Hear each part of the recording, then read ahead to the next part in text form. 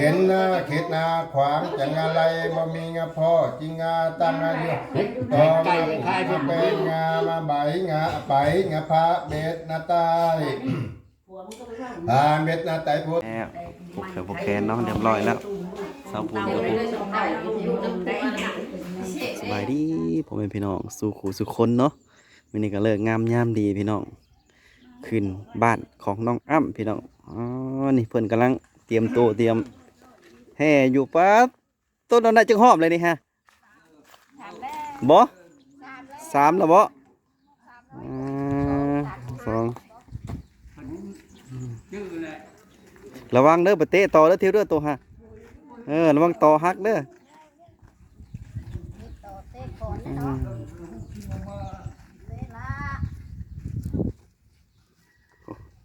โอ้ตะคนกับบ่หลายเนาะ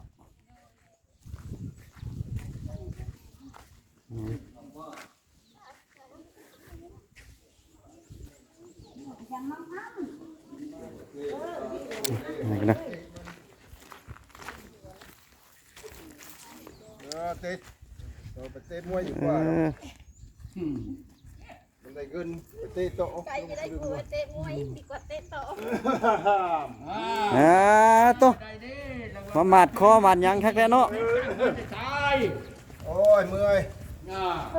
มาพูดแล้วจักมาจากทางไหนเนาะเมื่อยเนี่ยบึ้งหมอมอยลืมหมดแล้วไม่ล้มแบงแดนแก้วหมดแล้วชาขับเรื่องขับบ้านว่าเพื่อนหลังนี่ปุ๊กเพื่อนไม่ใช่งานดีนี่แล้วจังเอาลูกเอาลานเชนะอามาดมานี่มาเมื่อนี้เอาเงินมานำเอาคำมาสู่ได้เมื่อนี้มากระชื่อได้มาหังมามีมากว้างมาขวางบ่ได้มาถีบมาทำอะไรเมื่อนี้เพื่อนข่อยเนี่ยก็นำมาเนี่ยเอาลูกเอาหลานนำมาสืดม่อนกระท่อนมูลเพื่อนข่อยในเสามันไอ้ตั้งดังมันไอ้ต่อป้องรอน้ำไหลคันใดล่วงแลนแผ่นแป้นและกาจับปั้นลมไอ้ทวางหน้าทวางและปองลมขีตะไคร้และถมเทาเม็นเฮือนข่อยจะนำมาอยู่มาขับมาคูนมาหังมามีมาขวางเชิญขึ้นมาแล้วได้นั่งกินให้เพิ่นเด้อนี่นะพ่อโอ้ยถงขึ้นถงข้ามกันนะดาวจะบุกเป็นทุ่งบ้านนี่ผ่าพรพญาทอนขี่มาพรหัวขาวมาลอกทางนี้ข่อยบอกให้เจ้าลองป้องนี่บอกให้เจ้าเที่ยวเจ้าจะมานั่งขมเมาเจ้าจะมาเผาหัวขันใดสหผ้าเพิกผ่าพรพญาทอนขี่มาพรหัวขาวมาลอกทางนี้ข่อยบอกให้เจ้าลองป้องนี่ข่อยบอกให้เจ้าเที่ยวเจ้าจะมานั่งขมเมาเจ้าจะมาเผาหัวขันใดสหผ้าเพิกผ่าพรพญาทอนขี่มาพรมาหัวขาวมาลอกทางนี้ข่อยบอกให้เจ้าลองป้องนี่ข่อยบอกให้เจ้าเที่ยวเจ้าจะมานั่งขมเมาเจ้าจะมาเผาหัวขันใดสหผ้าเพิกมีตันจาชพโลกชมิงมานาชภาวเยปริมนังกุทางอัดมีตันจาชพโลกชมิงมานาชภาวเยปริมนังกุทางอัด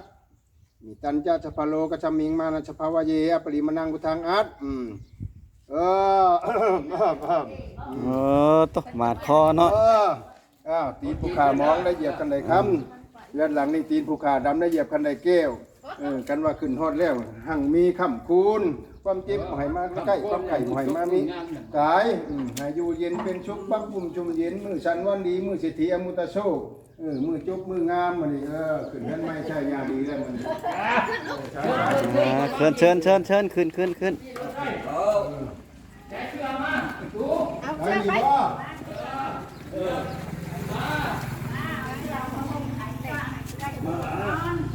โอ้ตัวลูกสาวจะคนเลย2บ่บอกผู้สาวก็มีบ่ใหญ่แล้วบ่โว้เนี่ยสิได้ลูกเขยเลยเนาะ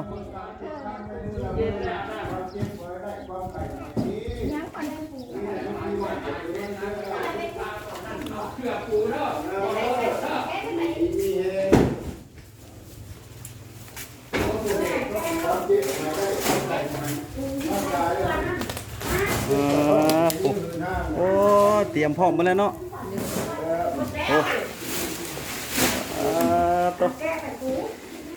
โอ้ที่นอนกับที่นอนงามซ้ำที่นอนใหม่ซ้ำที่นอนกันเลยเย็นจะช่วยเนาะ ก็ต้องคิด ไว้ เออ ต่อก่อนบ่หรือว่าสิปูบ่นอนก่อน หมอน หมอนเพิ่นเอ้ยบ่ให้ขาดได้หมอนเพิ่นน่ะ ต่อได้ก็นอนเนาะ เออ ต่อได้ เดี๋ยวนะหน้า บ่ บ่ยับคืน บ่ได้ได้ควายเขาเจ้า โอ้โหใส่พวก นี่บ่ ยับคืน ยับคืนห้วย เก้ากำเลยคำ90,000บ่ได้บ่ วันนั้นแหละก่อนนั้นก่อนมีวันมาแล้วมื้อนี้ลูกต้องไปยืนมันมื้อปีบ่ต่อไปมาว่าเมียมันนำกันเข้าสู่ลูกเต้าให้ยืนมันมื้อปีทำมันกะโลมา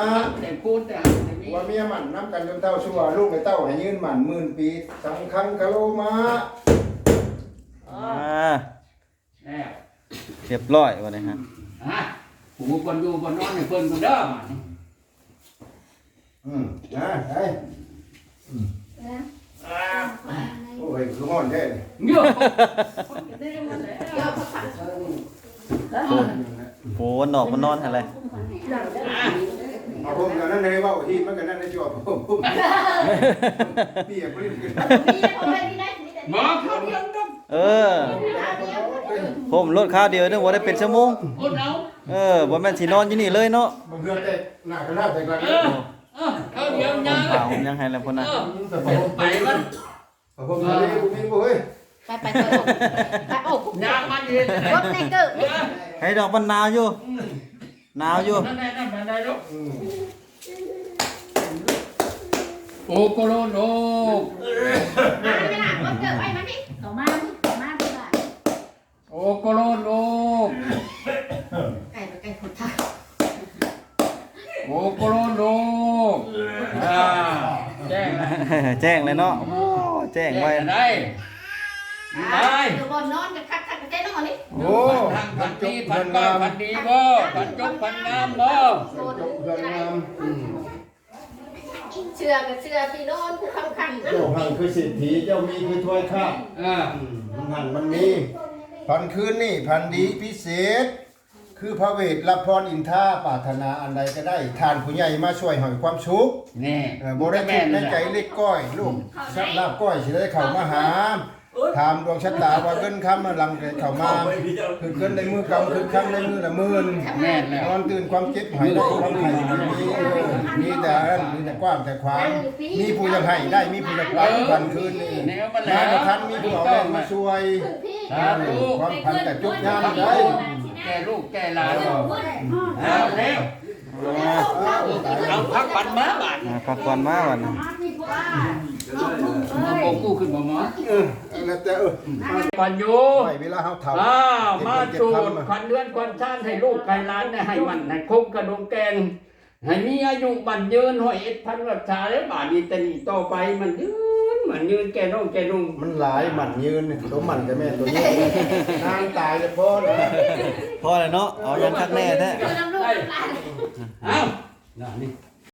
ตอนนี้เพิ่นกำลังทำพิธีอยู่พี่น้องเอ้ย ว่ามาเยือขวัญเดือยมาพลันนางยาซาในตนาตามมาเราดอนเรามาเดือนให้จะมา คองลูกหลานต้องลูกเบิ่งหลานนี่แหละนี่แหละ เฮืองมาเฮือนมากว้างยาได้ตก คุ กา ณหั่งไอ้เมีย ได้งาห่วงงาอยู่สวรรค์ดีโยโยขี่อภัยขึ้นให้ได้ เรือนใหม่เนาะเรือนใหม่เนาะ อยู่เนาะคุณเดือนใหม่ใส่มุ้งใส่ ได้ สี เป็ ดี น ใส่ นายก โอ้โห โดดงามเนี่ย เป็นหน้าร โด ถ ดเจ็ แก้ บ ว ไข่บ่ยัง ยอ จะ ขึ้น ขา นั่ ด นแล้วอยู่สวัสดิ์นาดียกมาเสาหนึ่งให้ได้งัว พ่อผมใส่ร้านละบาท ไม่ใช่ดูอยู่ตามนั่นแหละ หนูไปนั่งบ่มานั่งมาโอ้ย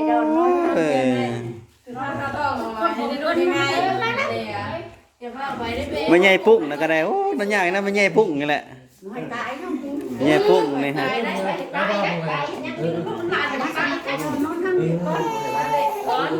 ไอ้มันให้ยืนได้มันมาจากใต้ คนเดิมมันอยู่กันอยู่ช้าแล้วก็ของคนใหม่ย่อมในแขกเป็นป้าป้าของเล่นเลยมันลายมานี่มาเป่าลูกเก่งต่อมองเก่งไว้แล้วมาห่วงที่ของงาน ช่วยน้ำน้องและพี่ป้าพี่สาวได้กหายอยู่ดีไม่ให้ไงต้องเป็นความเจ็บหายได้ความไข่หน่อยมีก็จะเศร้ากันเราก็จะมองปันเท่าจะเศร้าเสียสีหายมีอายุมันนี้น้อยก็จะขายเหมือนยืนใจลูกใจหลาน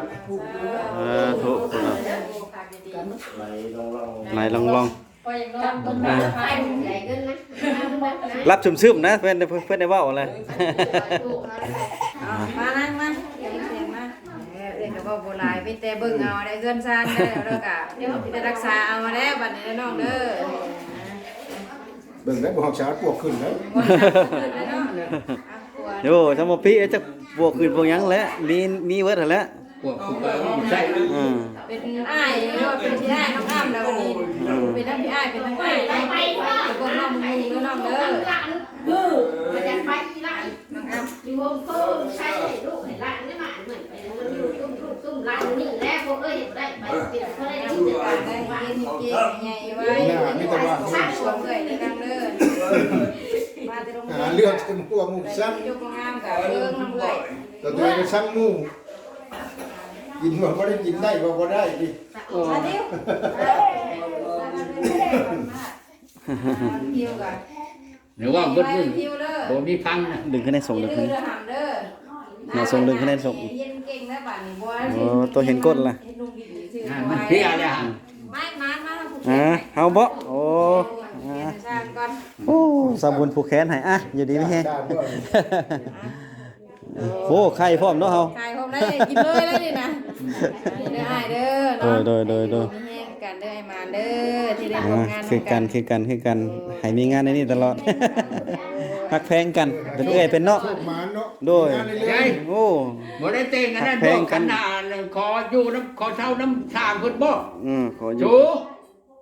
กูบอกกันเต้งแล้วบ่เอาไทยมาผูกแขนให้เพิ่นแล้วขออยู่ขอเช่าแหละน้ำเขาแหละ ได้ผูกก็ได้แหละเนาะ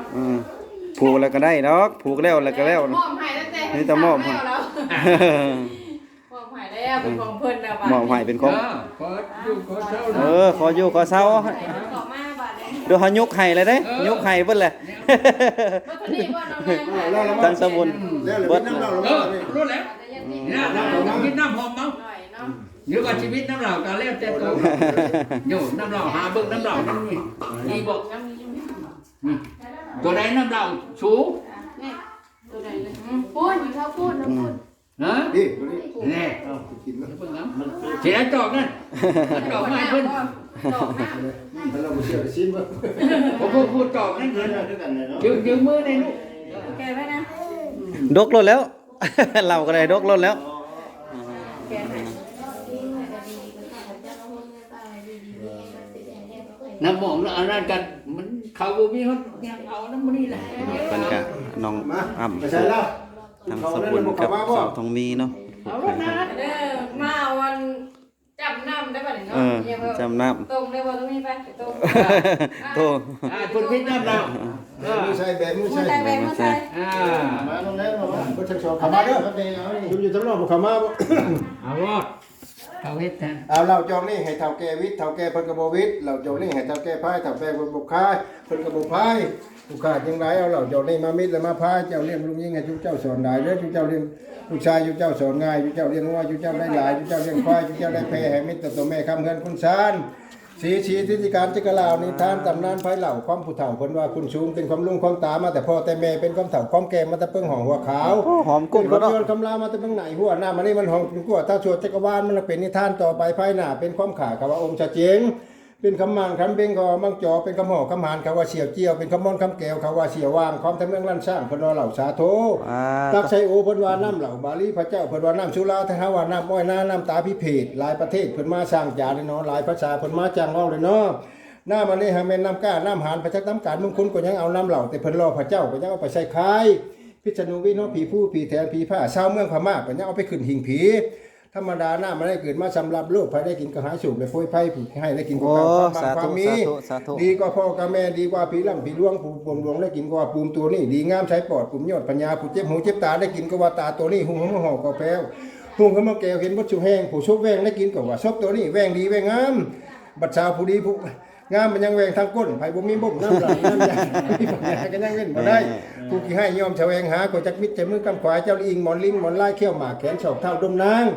มือลูกอกลูกอ่างหัวยุ่งยิ้มแย้มขอจักวิทย์ลงดินให้นางธรณีมาช่วยค้ำจุมเจ้าเด้อขอจักวิทย์ลงน้ำให้พญาขุดพญานาคมาสู้จุมเจ้าเด้อขอจักวิทย์ขึ้นมาภูและเมื่อผาจุมเจ้าได้จกให้เงินให้ค้ำท่วมศอกขอจักวิทย์ไปก้ำมึงบางกอกให้จุมเจ้าได้แพ้กระสาและเงินมาข้อมาเห็นแนวขอจักวิทย์ไปก้ำเมืองแก้วจุมเจ้าได้เงินนางและเงินแหน่นความขังแค้นอย่าได้มีจุมเจ้าหังคือดังเศรษฐีจุมเจ้ามีคือดังถ้วยข้าเลี้ยงลุงยิ่งให้เจ้าสมหมายเลี้ยงลูกชายเจ้าโฉนง่ายอยู่ช่างใจแต่เงินตะคำตะโลอายุวันโลชุขังพลางชา สาธุโอ้ต้นจนนอนรับ จักเอาคำว่ามาจะใส่ เกาดี ไหลลุย กินเหล้าเอ้ย ๆแต่กินเรา น้ำแก้วน้ำทิพย์ ก่อน น้ำเกลือน้ำทิพย์ โยมโยมไปไว้บนโน้นสูงพุ่นนี่แล้วแล้วเหรอวะ เอาตัวนี้นะ เลย ยังน้ำหอม เมื่อนี่ยังน้ำหอมคนเห็นมาหลายบาทแล้วแต่เพิ่นเป็นผูกกันนั่นอยู่ กะกินข้าวกินหยังเรียบร้อยแล้วพี่น้องทางสาวบุญกะ